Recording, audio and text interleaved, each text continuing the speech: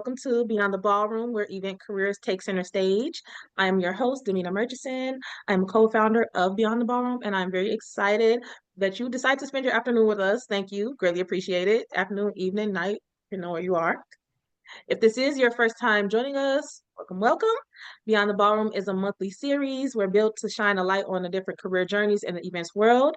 Each episode, we bring you real conversations with leaders across different corners of the industry, from tech to weddings, festivals, conferences, all the goals of helping you grow, connect, and find your place, Of course, I'm joined by my incredible team, Pamela Strug, our other co-founder, and Joanna Racklin, our marketing manager. Also, with this episode, this is the 4th episode. I would love to give a huge shout out to all of our regular attendees, members. Thank y'all for showing up every month. Great energy and real curiosity. I greatly appreciate you all. And we really appreciate you more than you know. We're a growing platform. But also today is just a little bittersweet because it is the last time and we're going to say goodbye to our 2 incredible interns from NYU, Nick and Emily. They've been so thoughtful and creative and consistent, and we're just grateful for all that they've done behind the scenes. So just wishing you the absolute best on your journey moving forward. I'm feeling all teary. But together, we built this series to connect you all with leaders who've been exactly where you are, facing the same questions, navigating the same challenges, and they're here to share their stories and advice. And speaking of journeys, today's webisode is about destination resources and recruitment. So we're talking about how destinations are marketed to planners, what makes a city event ready, and how DMCs and DMOs support us, and where the career paths live in between. So we'll have a panel discussion followed by an optional networking afterwards. And of course, I encourage you all to stay for that because the connections are always real and generous. But before we begin, let's get to know our audience a little bit more. We see where you all are coming from. We see where you are now. But since it's National Bucket List Day, let's talk about destinations. And we want to hear from you. We want to know, go ahead and drop it in the chat. What is one destination on your professional or personal bucket list? Me personally, I would love to live out my Cheetah Girl dreams and go to Barcelona. What about anyone else? What do you all like to do? Greece, London. I'm with Brandy. Yes. I'm Greece. That's my bucket list. Oh my gosh. Thailand, Paris, Ireland. Yes. Skiing in Japan. You don't hear that a lot about Japan. That one got me. Yes, Northern Lights. I hear that sometimes in Chicago, if you go to the right spot, you can see the Northern Lights. That's what I hear. Have I tried it? Look, have I tried it? No, I have not seen it yet. Oh, no, that's right. Ainsley, just let me pick out which suitcase is yours and make sure it's big enough for me to fit in it. That's all I have to say about that one. I love it. I love it. We just might have to do like a Beyond Ballroom World Tour or something, so we might have to circle back later doing the networking for that one. Thank you all. Now let's meet our amazing panelists. I'm gonna call on them like one by one. They're gonna introduce themselves. They're gonna share their title and a little bit about their company. And since, like I said, it's National Bucket List Day, tell us one item on your personal or professional bucket list. Let's start with Michelle. Hi, good afternoon. I'm Michelle Orlando. I'm the founder and CEO of Elevoque. We are a destination management company and event strategy agency based here in Chicago. My bucket list is taking a solo sabbatical somewhere. I have a few destinations in mind, but I would like to go somewhere quiet and alone for an extended period of time. People look at me crazy when I say that. Mm-hmm. Thank you so much. Now let's move over to Miss Susanna. Let us know about yourself, your title, your company, and one item on your personal or professional bucket list. Okay. Hi, everybody. Susanna Flores. I am the Director of Citywide Sales for the Hawaii Visitors and Convention Bureau, and I'm based in Rhode Island. And On my travel bucket list is skiing in Japan, and on a personal bucket list would be a CEO of a DMO. Oh. Oh, that's right. Look, no power to you. Straight to Hey the now. top. Hey now, not mad at you. Thank you. Miss Ann James Quinn. Hi, Ann James Quinn. I'm based in New York City on behalf of LA Tourism. I'm National Director Hotel Sales. I have two bucket list items. One would be I did not go as high as Susanna as to CEO level. I was really aspiring more for Vice President of East Coast Sales for LA Tourism. My intention is to take over the entire East Coast of the country, apparently. My second bucket list is I would like to combine my writing career, which is the career I had before I got into hospitality, and use it to write some travel books starring my dog, Sassy in the City, children's books, have Sassy go to different cities all around the world, and I would use the proceeds towards animal shelters, animal rescues, and that would be my way of giving back to everything they've given me. So that's it. I love that. Can I Yeah. buy the first book? Yes. Thank you, thank you. And now we're going to move on to Mr. Steven. Well, good afternoon, everybody. Hope you're all having a great week. Stephen Montano, Vice President, National Accounts with CSI DMC. We are a premier destination event management company, been around for about 35 plus years, and we are currently in 14 destinations, soon to change. I think on my bucket list, I would definitely, after that horrific fire in Paris at the Notre Dame Cathedral, I think I would love to go visit Paris and spend a day at the cathedral. So that's my personal bucket list. Thank you. You know what? I feel that you never know, just recently someone was just saying that you should, take advantage while you can, give people their flowers while they're here and things like that. So that definitely applies here too. Thank you so much. Yeah. Miss Shannon. Hello. Hi, everyone. Thanks so much for having us today. I am Shannon Rodriguez. I am the owner of Shannon Connects Recruiting. I'm a headhunter and a recruiter on a nationwide basis, and I focus on the meetings and events industry, DMCs, agency, and anything in between. I am also a speaker and a sales consultant as well. My bucket list, I have so many, but Greece is one. I would love to go to Greece, and like Michelle, I want to do a solo trip. I have kids and I'm like, I'm doing Greece by myself. That's what I'm doing. So that is next year. That is on my bucket list for next year. Great. Oh, that's right. Thank you. And last but definitely not least, Miss Jillian.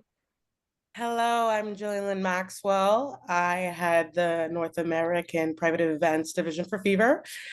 Fever is the leading global live entertainment discovery tech platform with a clear mission to democratize access to culture and entertainment. So we've developed proprietary technology and have a community of over 125 million people through personalized and curated experiences globally.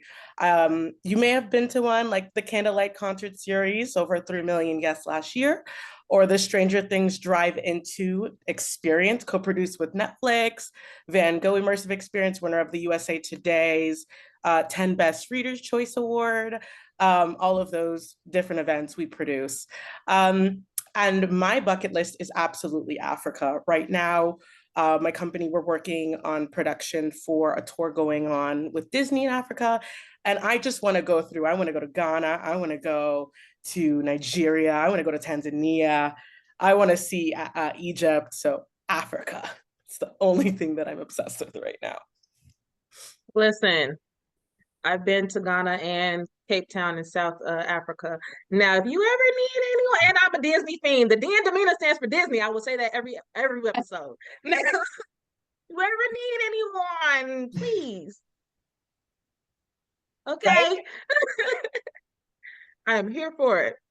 Now, thank you all. Thank you so much. Thank you for being a little vulnerable with us and letting us know your bucket list because those are pretty personal. So I greatly appreciate it. Now let's dive right on into our discussion. And this first question is for Stephen and Michelle.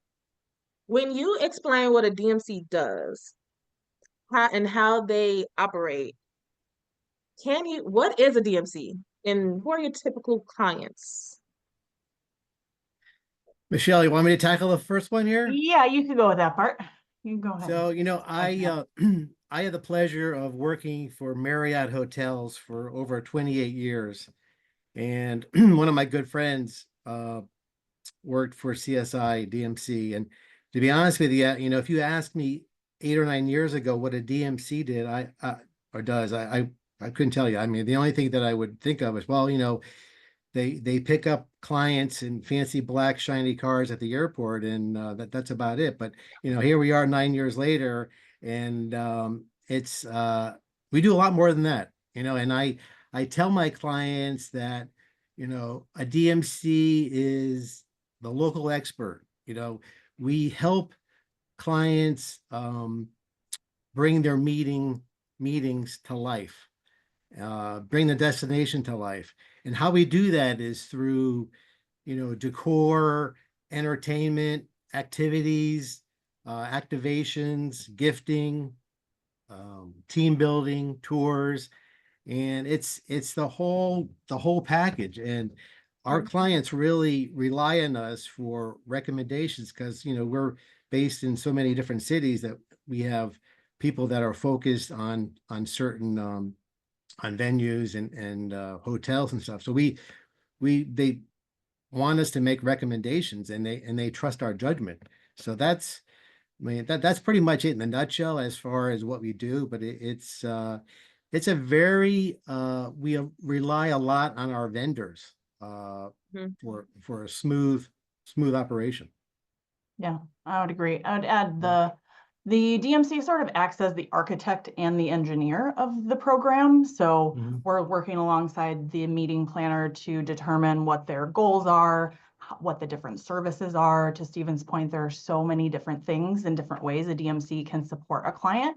That's why I've been doing this for over 20 years, because there's been no 2 days that have ever been the same. And I really love that variety. We can assist and support in a lot of different ways. So I think that's the value of the DMC, is also having that local expert, the local resource, one point of contact for what depending on the program, could sometimes be 20 or 30 different suppliers that all need to be coordinated in that destination. And we're also operating in those destinations all the time. So we know that everything looks great on the internet, but your local DMC is going to be able to tell you who's actually going to show up and whether or not that restaurant that the CEO loved for dinner with his wife or his husband may be not so great for a dinner for 100 people. So we're going to have all those nuances and help bring the destination to life in that way. And and for the business model, it's very comparable to the national hotel chains, where some of our accounts have a national salesperson attached to it, and then it gets turned over to an account executive that works with creative services, and then the event manager actually operates the program. So it's the event managers, as you can appreciate, they work 15, 20-hour days, and it's a lot of work, but they make it happen. The salespeople don't make it happen. It's the event people, the account executive. For sure. And I love that you've included DMCs in this conversation as well, because I think it's also something that not a lot of people understand exist. And it's a really great place to get started, because you will learn so many things about so many different things. It's not just one area or a venue or a restaurant. Definitely, we're challenged every day with figuring out how to make things happen. 100%. Definitely have to learn how to. I'm a friends girly, so every time I say pivot, definitely have to be quick on your feet. Thank you all. And for those who do not know, DMC is a destination management company.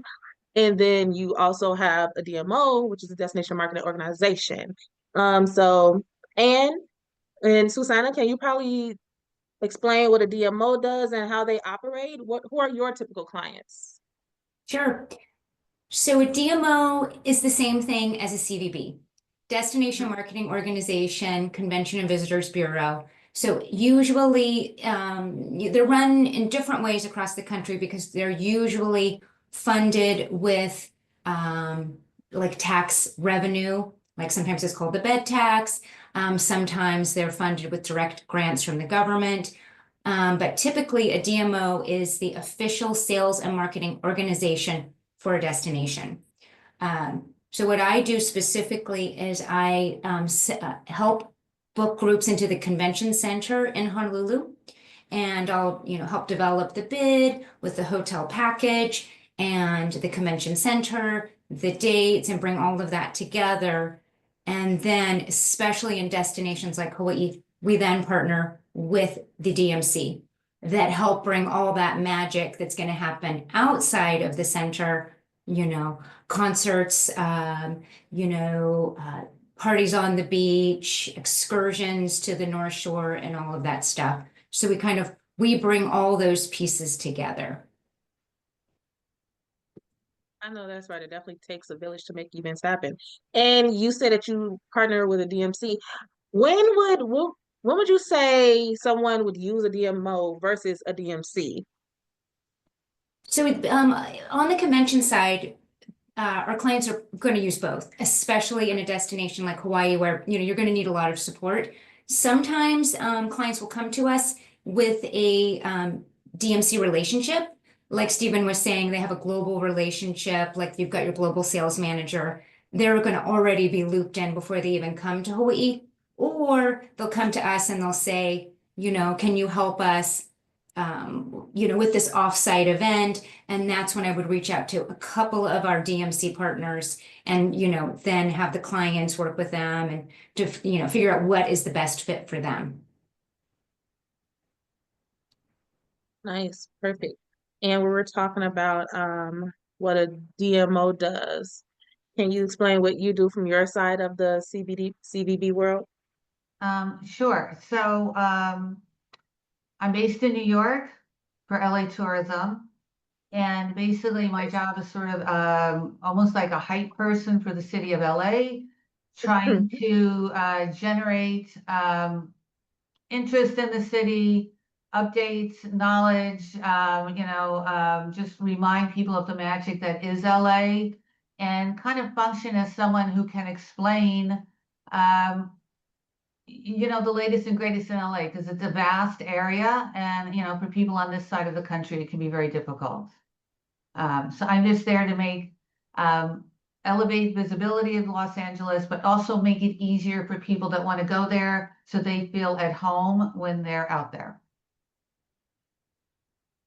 Oh, that's right. Yeah. And I love that. And I love that it sounds like you and Susanna have completely different roles in the organizations that you all are in. It's not just one way. Right. I mean, so for me, based on my background, hotel background, being working for St. Regis and Ritz-Carlton, I tend to working with smaller luxury clients. I do a lot of financials, legal, insurance, those kinds of programs that do not use the convention center. They're just all self-contained. So. And then the groups that I focus on in Hawaii are, previous to this, I worked for San Francisco Travel. So a very different customer base there, although there has been some overlap. But things that do well in Hawaii are like technical conferences, especially if you have visitors coming from Australia, South Korea, Japan. Franchise conferences do really well. And then we do some incentives as well. Sometimes people want to do one big welcome event at the center, and then they're off in the hotels like for the rest of their stay. So those are kind of some of the top customers we work with. I love that. And maybe sometimes I hear that destinations and planners may even contact another company such as Fever. And so I would love to hear more about that.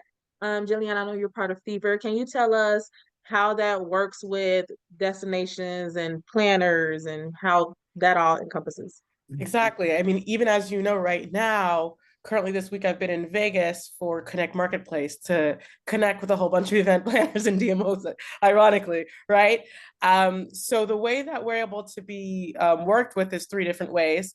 Typically, like Susanna was saying, they'll have a welcome meeting or some sort of powwow for everyone involved in the conference to come to. A lot of times, Fever, as head of the private events division, will be either white labeled out to produce, say, the immersive and experiential areas of the event, like a cool paint and sip, but with a twist, like fluorescent, or a candlelit dinner, or we have so many different experiential activities that could be utilized on the conference front easily to just make sure that the experience isn't just your typical conference, right? Everyone goes and does the happy hour, let's go out to dinner. Yeah. But something Right. that's memorable, something that your guests can take away with and say, wow, this was a different type of experience. This was another level. So that's where we come in. The second way that we're utilized is we're an addition. So for instance, event planners could either utilize us and white label us completely. Like for instance, companies like say at Disney or Hulu, you won't know that it's Fever producing it. You'll just go to their event. But a lot of times it's us being white labeled, and with agencies as well. Then the second one is adding us to an event they already have going on. So for instance, if you're hosting a conference and you want, say, a candlelight show as a part of the conference, but we're not producing the conference for you. We're just bringing the entertainment.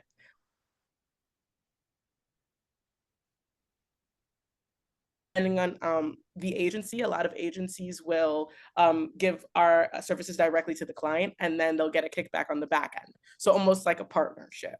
So those are the 3 ways. Wow. Thank you so much. It's so crazy.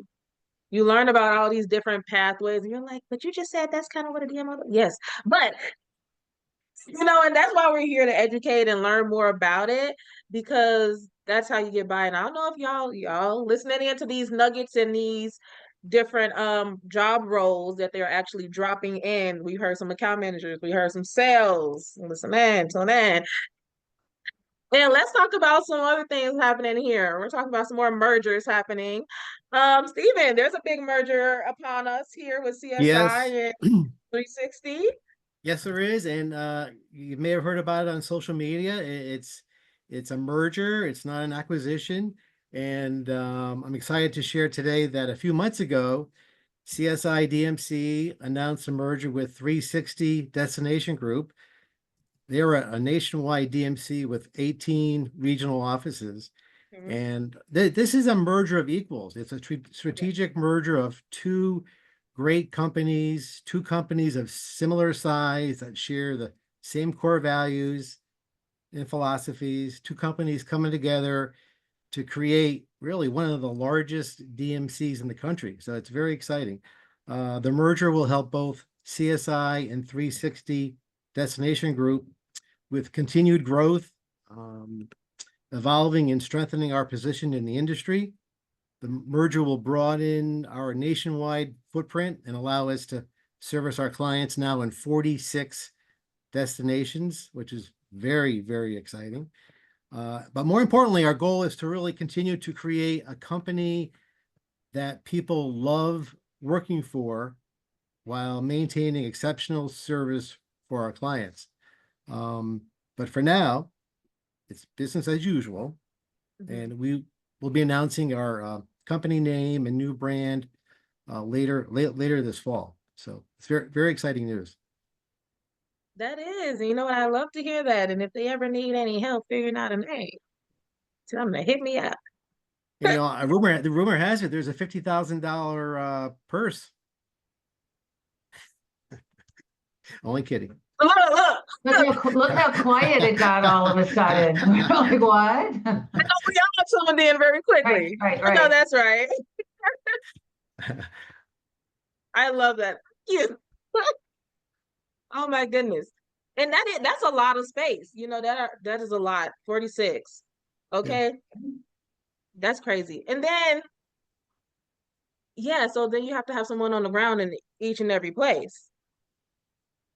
We do, we will, and I think by the end of next year or early next year, we'll definitely hopefully be hiring more people. So more to come. I know that's right. Stay tuned, you all. Stay Okay. tuned. And you know what?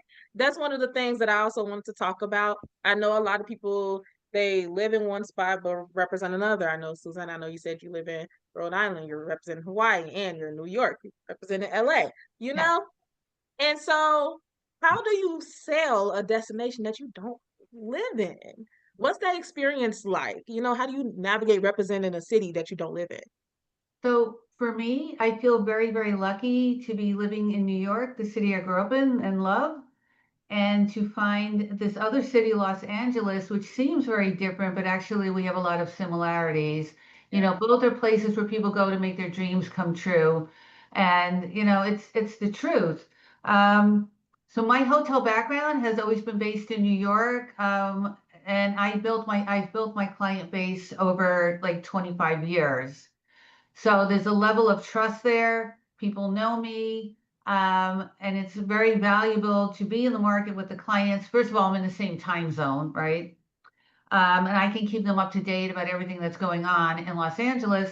I have a very strong team behind me in Los Angeles, which enables me to be here in the city with the clients.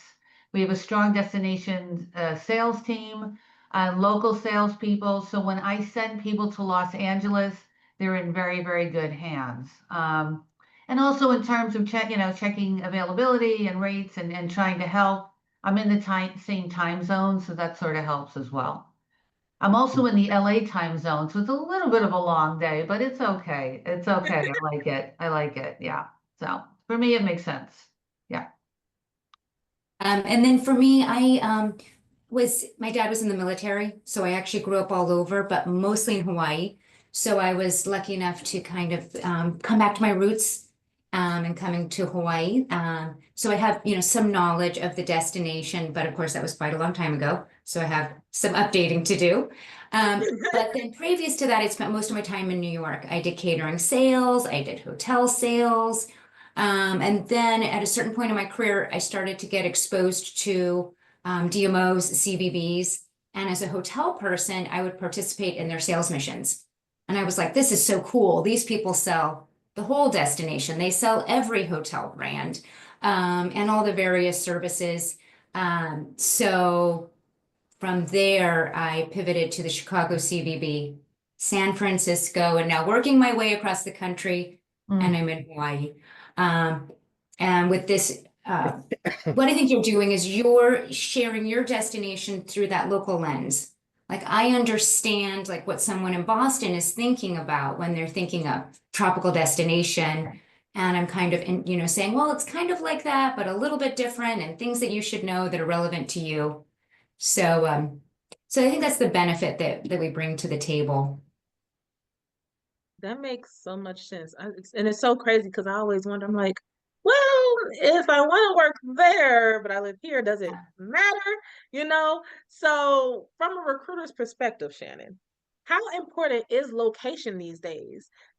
Does where you live actually matter when hiring or applying for roles in this industry? That's a really, really good question. And it really depends on the client that I am working for, and it depends on the role that's being filled.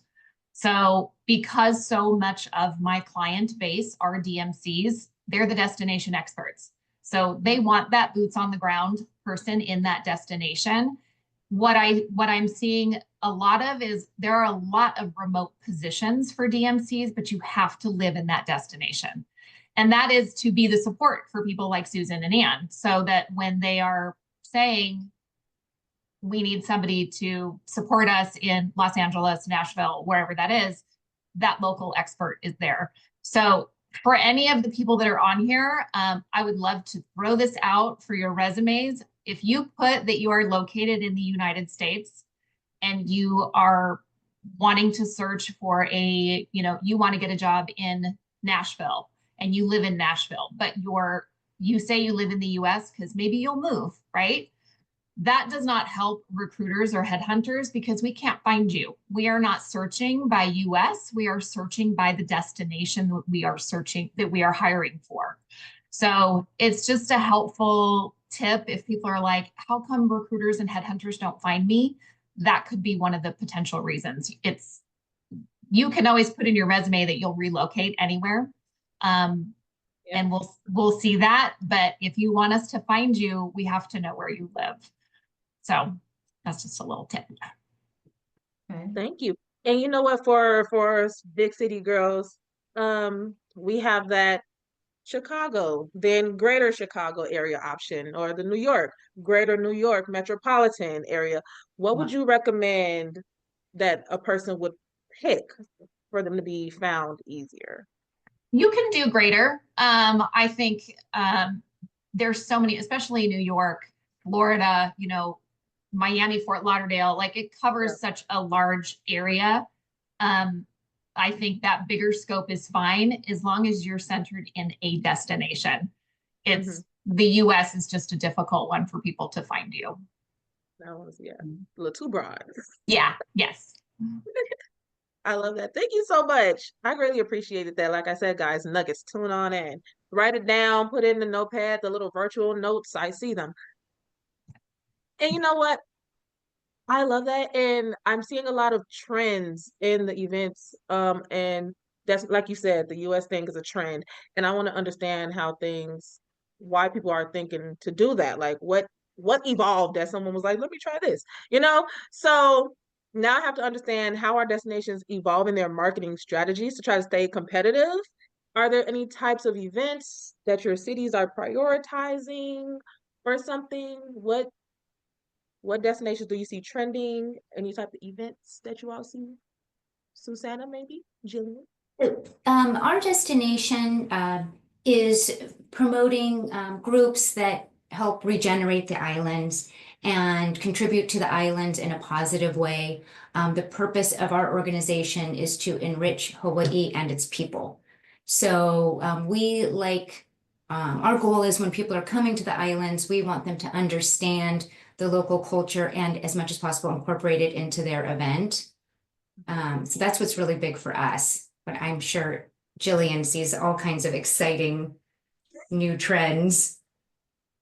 Yes, we have boots on the ground in over 40 different hubs. And the standard, right, the typical San Francisco, LA, New York, Miami, Dallas, they're going to be go-tos, but we're getting now more emergence in cities like Charlotte, St. Louis, Portland, and it's great. I think now people want to work in cities where they can take over the city, where they're more special as an entity. So that's a trend happening right now for sure.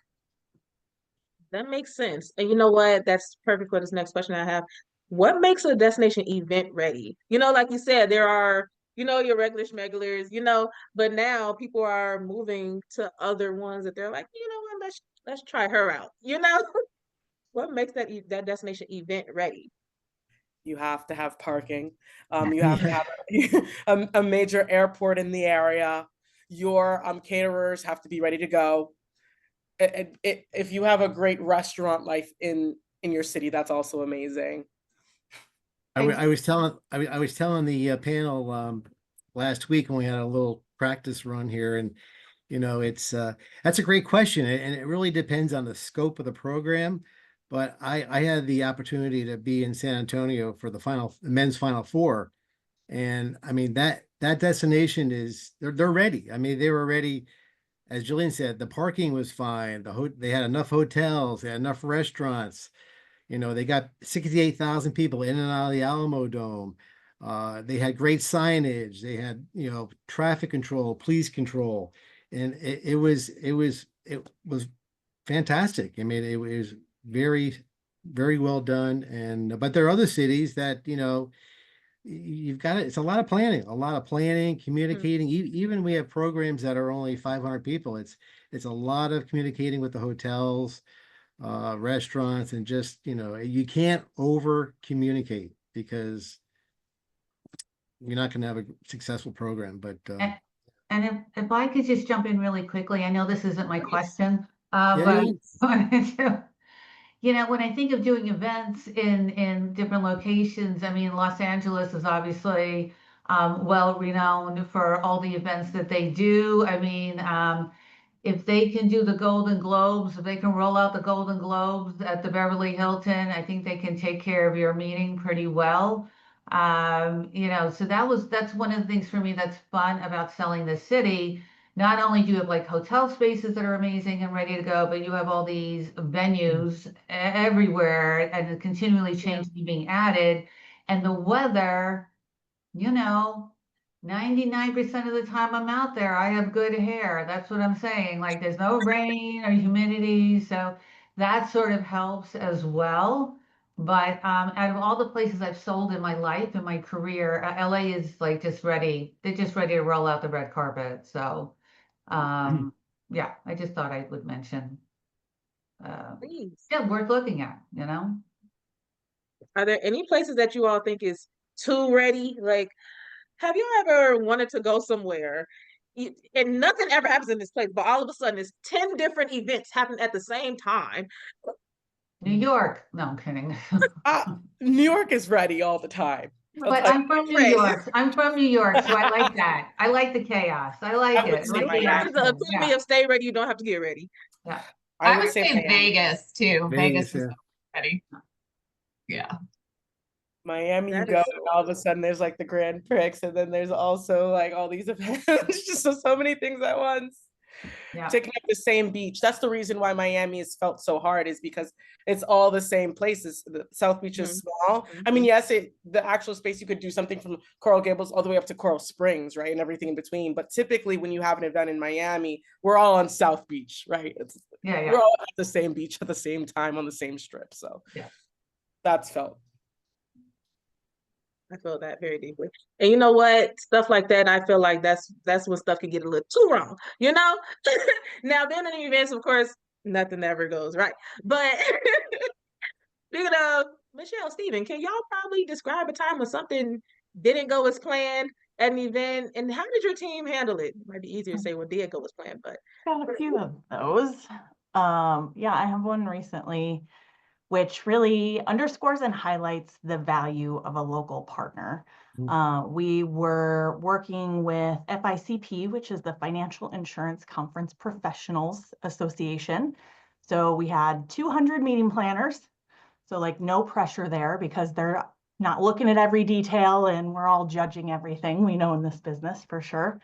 But we had a boat that was chartered. We had a lovely river cruise and we were intended to dock at a restaurant for dinner right on the Chicago River. And we're realizing about 10 minutes before the boat is supposed to come up that there's another boat in the space where we are supposed to dock our boat. And of course, there's no one around that has keys to this boat. There's no one that knows anything about this boat or how to move it. And we immediately go into problem-solving mode.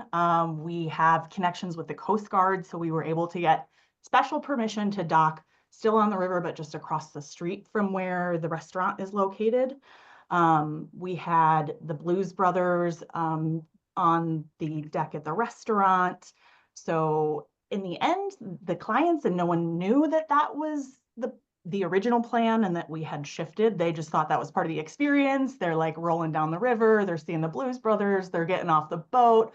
We're like making it a parade up the stairs and welcoming everyone with champagne and wine. And just like that was the plan the entire time. So it's always, I think, important to remember that's kind of how we approach every event is we know something's going to go wrong. We just don't know what it is yet. And we're prepared and, you know, we have the resources and the capabilities to pivot and, you know, do what we need to do. And in hindsight, if we could get permission to do it that way every time, we probably would, because it built the suspense, it built the emotion, like it built the entry moment. So sometimes, even when things don't go as planned, sometimes they go a little bit better. So, and of course, if that's going to happen, it's going to happen with 200 meeting planners. Yeah, of course. Yeah, for sure. I mean, you know, But that's Michelle, exactly you what can I'm saying. appreciate this, Michelle. You know, we do a lot of events outside, you know, welcome receptions by the pool or on the lawn. And you know, when you're in Florida, Arizona, you never know about the weather, right? So we always ask the hotel, is you have backup, you know? And sometimes they do, sometimes they don't. But I have a quick story. We had a corporate group in San Diego last year, and they wanted to do surfing lessons for an activity in the morning. And so we rented surfboards, wetsuits. We had, you know, a little kind of breakfast, and we were watching the weather. And you think Southern California, there's going to be waves, right? So we get up in the morning, and no wind equals no waves. No I mean, waves. absolutely no waves at all. And No. we bus like 40 people, hour ride to the beach. And so what we what we did was we ended up getting extra chairs, more food. I think we had a margarita maker, and they made a beach day out of it. But Hey you now, know, what are you gonna do, right? And they were happy, listen, but you know, okay? yeah, Maybe next time, okay? maybe next time. And you know what? If we're gonna learn any word from here, we're gonna learn pivots Pivot. every time. Be adjustable, be ready to go, stay ready, you don't have to get ready. Every time. Always a plan B. C, D, E, F, and G. Um, and you know what? I feel like things like that would typically turn a lot of people off from the industry. They're like, you know what, that was too much for me. But with some people we love it here. So what inspired you all to pursue a career in this field? And how did you get started? This can go for whoever would like to answer the question. Mhm.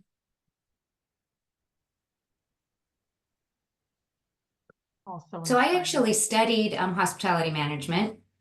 And I started, I was really interested in the food and beverage side when I first started, and I did catering sales, offsite catering sales.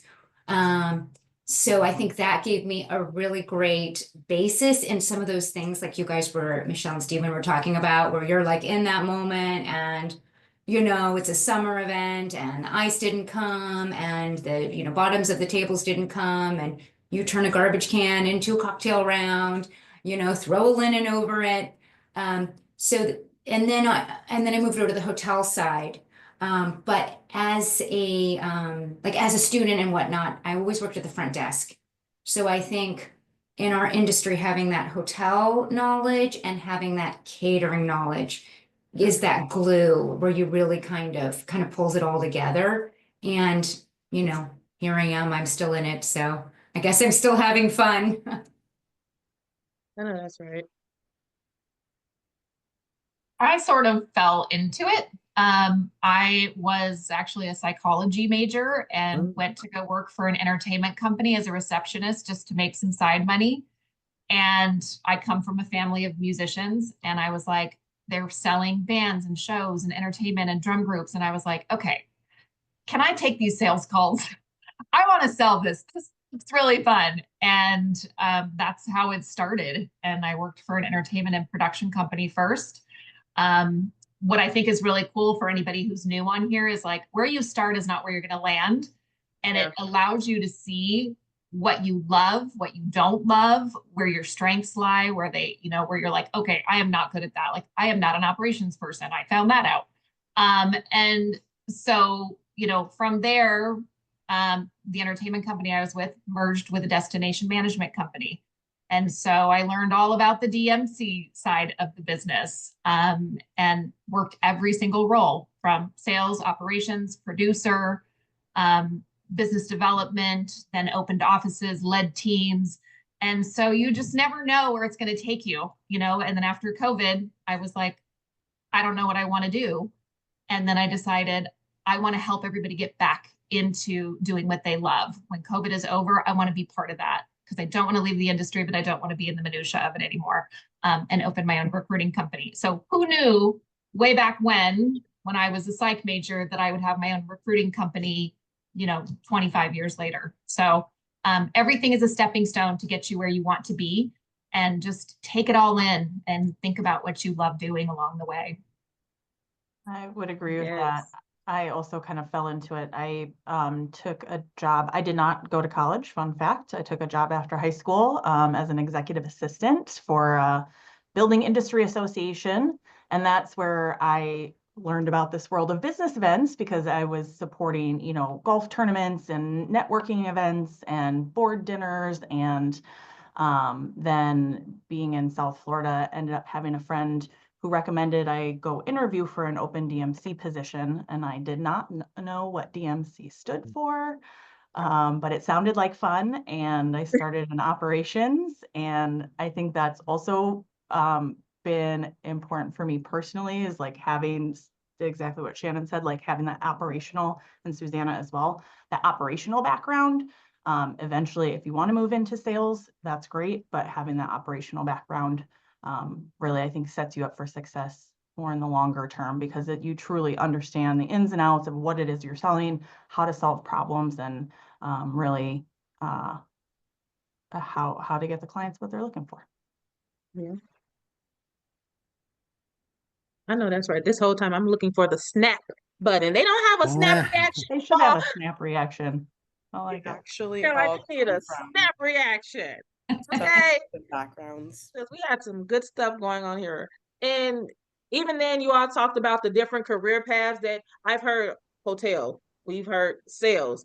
So I want to know, are there any other entry-level positions or any areas or roles that are often like overlooked? Maybe Shannon, maybe you can talk about that, because it, like you said, it's over. Where you start is not where you're going to end up. And most of these are transitional skills. Transitional skills, everybody. Yeah. I mean, if you're starting out, I always suggest like pick the thing that brings you joy, because if you pick something that you're like, ugh, I don't know if I want to do that, you're not going to be successful at it, because you're already going in with something that you're like, I don't know if I want to do that. So if you are outgoing and friendly and you love people, look into, you know, a junior account management role. Front desk if you're at a hotel. One position that is overlooked right now that a lot of people are doing, but they're contracting it out, is this social media producer. You know, social media in these large conferences is a huge component. And who is better to do that than our younger generation? They understand them. They know how to maneuver. They know all the cool people. They have the knowledge. Our, you know, Jen, what is that, at Y and Z? They're the perfect people for these roles because they understand. And they're using production companies to do it. But if they had somebody in-house to do that, and that is something that they put, you know, on every program or every event, and they offer it as an upsell, whatever. But I think that's a great role. And also for new people interested in this industry, volunteer. If you can be a volunteer in MPI, ILEA, SITE, NACE, any of the hospitality associations. I never did that in the 25 years. I attended the events, but this year I'm Vice President of Education for MPI Orlando. And I will tell you, I'm annoyed that I missed out, because I have learned so much. I have made so many connections. I have made some really great friends doing it. Like, take advantage. If you have the time, take advantage and do it. It has just been a blast. So those are a couple nuggets for me. I think associations are a good way too to like stretch your skills, even if you're not getting something that you like want to be doing in your day-to-day job. There's different committees, there's different ways to get involved and evolve yourself, certainly through the industry associations. I echo that. That's been very instrumental to my success over the years as well, as MPI and ILEA and being involved. I know at CSI, I mean, we definitely hire interns sometimes in the summer, and a lot of the interns end up working for us full time. We hire independent contractors. So let's say we have a big program taking place in Boston, and we need help with, you know, transportation or getting people to and from a hotel. That's a great opportunity to kind of get a sense of, hey, what is the DMC world like? And I even think a lot of the hotels have internships that are they could be in accounting, they could be in sales, they could be in front desk. So it just there's certainly a lot out there that you can check into. Yeah, that's a good point too, just field staff for DMCs. If you're in a location where there are DMCs in your market, reaching out because they're normally, contract work, they're normally pay pretty well. And it's a very flexible schedule and a good way, to Stephen's point, to like get in there and see different companies, how they operate, different styles of things. So yeah, I recommend that as well. Fever works with like a conglomerate of clients. And the one thing I can say about working with Fever and my teams, I love the people. Everyone who gets hired at Fever typically, has a couple of years of experience already. So we have minimal entry level positions, but it's interesting because we'll like hop in here and it's like, you just expect us to take on all these clients without crazy onboarding, without all this education, but everyone was kind of ready. So the hiring process here is a bit more filtered. However, I do work directly with individuals who are looking at getting into the industry that we're in. I came in through sales from the jump. Went to school for commercial entrepreneurship. So I was always obsessed, like my dad's an entrepreneur, always obsessed, like Michelle, CEO, running her company, of that journey, because the person that you become on the other side of that, right? It'll test every single emotion.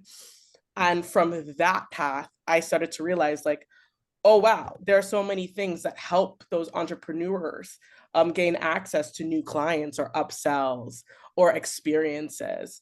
And then that's what kind of led me in. So from the bottom up, SDR, BDR, AE, sales manager, business development manager, senior business development manager, I have gone through the entire process.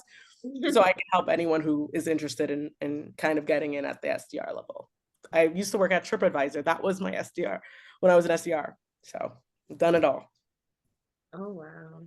That is so crazy. And you know what? Yeah, you all are telling us a lot about what makes a candidate stand out when applying. And I have heard this before, do it all, try it all, and see what works for you, And I think that's one thing that I call myself a zillennial, okay?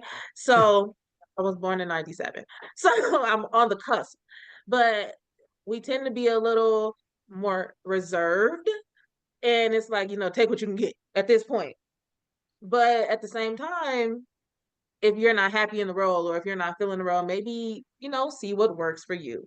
And I think we have to get into that mindset a little bit more about seeing what works for you. That being said, are there any certifications or anything that you look for or that you recommend for people to take and get into when they're looking to see what works for them, or if they actually like something before jumping full over the ship? I mean, for a DMO, I would highly recommend that a person has maybe some hotel experience first, because our hotel partners are key to our success and we try to be key to their success.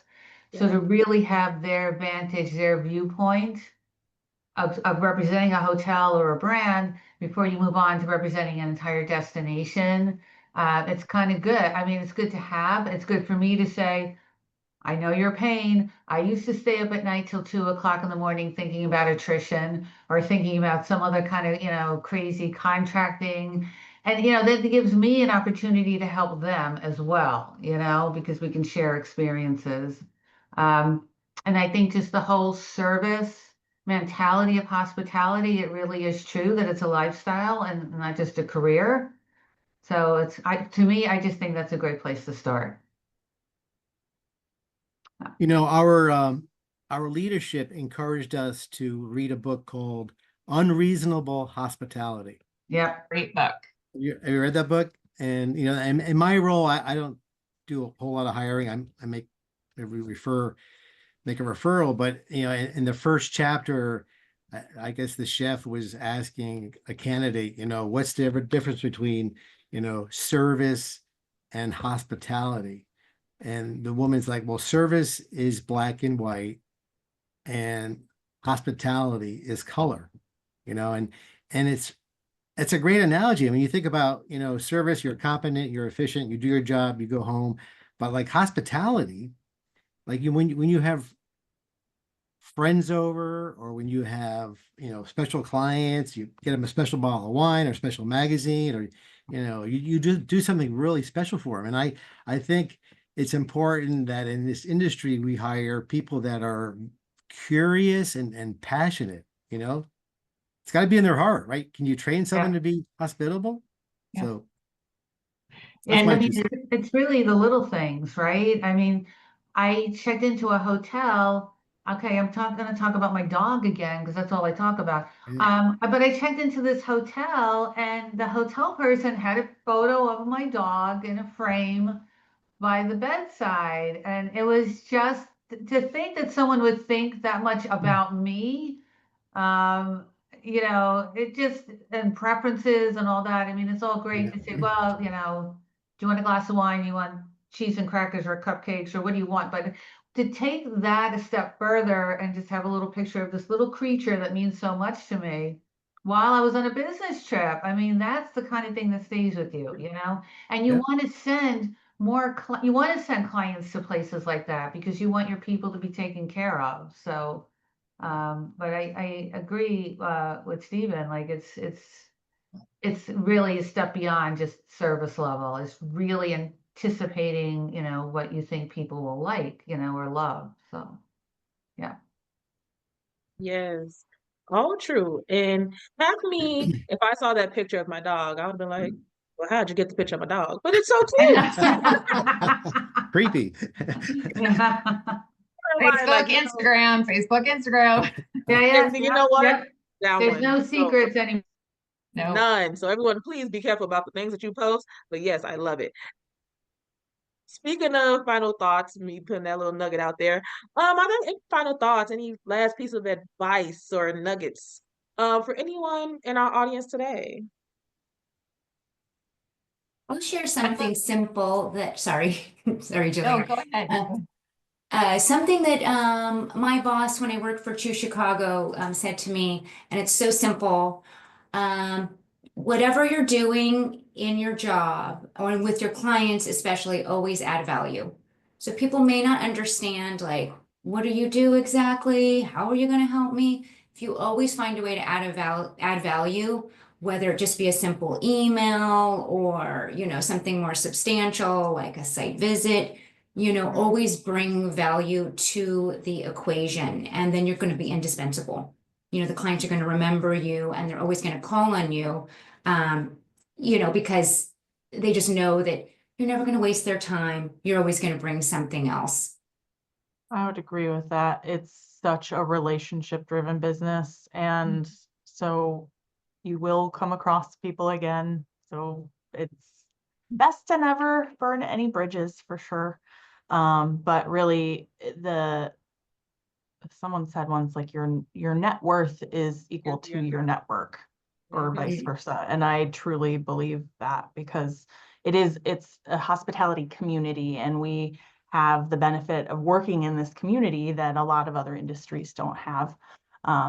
So I think that is something to always keep in mind too, that it's relationship driven, and people do business with people that they trust and that they like. And that might sound simple, but it doesn't change.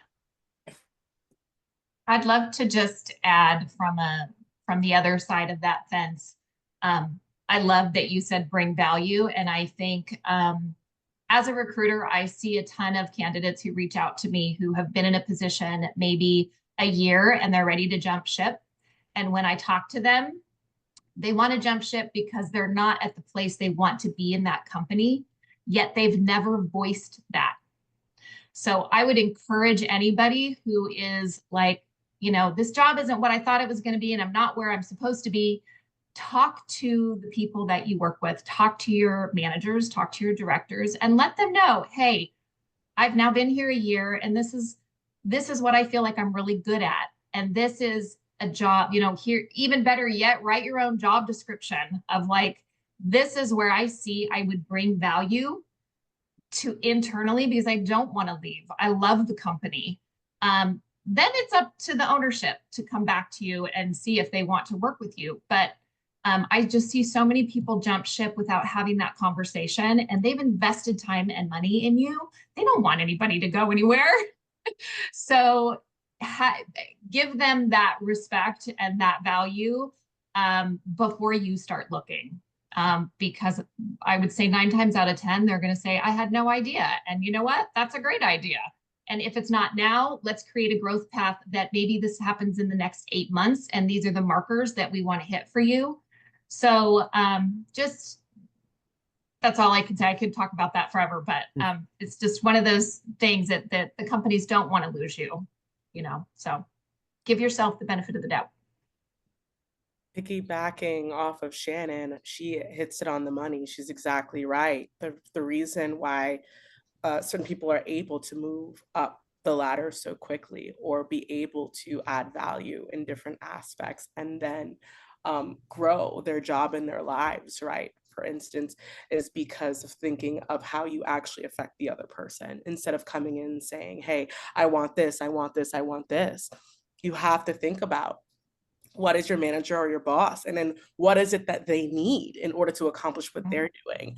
And as long as you align yourself on the back end of making sure that they look great and they're successful and the clients actually get the optimal CX, you'll get everything that you want because you'll become indispensable, because your heart will be there. It'll be aligned.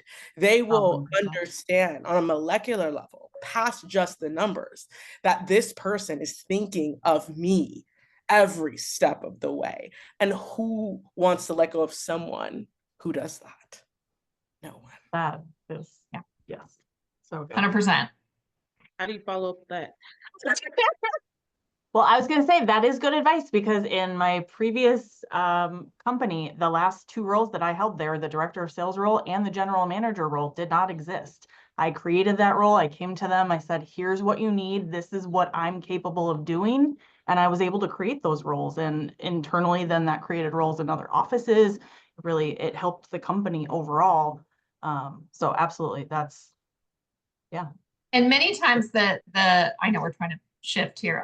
Many times the owners are so bogged down in the minutia of all the, they're running a company. They're looking at so many variables. So to have somebody that works for them that sees a blind spot or a growth area is amazing. Mm-hmm. And generally if they're a good owner, they're going to be like, oh my gosh, I never saw this. This is fantastic. Thank you for bringing it to me. And now they just brought value, and you did a job description and you did your strategies. Done. The position is done. So exactly. And not just showing them the problems and the gaps, but actually coming to them with solutions. Yes. Offering solutions. And also the pay increase and the compensation that should come across with those new responsibilities as well. Yes. I know that's right. Well, thank you, everyone. This was such a rich conversation. Huge shout out to our panelists for sharing your time, your wisdom, and your journey with us today. And thank you all for showing up, engaging, and being a part of this community. If you have time, please stick around at the end for some networking. At the Beyond the Ballroom, we definitely believe that every career path is unique, as you all seen today, and the journey is just as important as the destination. So keep learning, keep connecting, stay curious.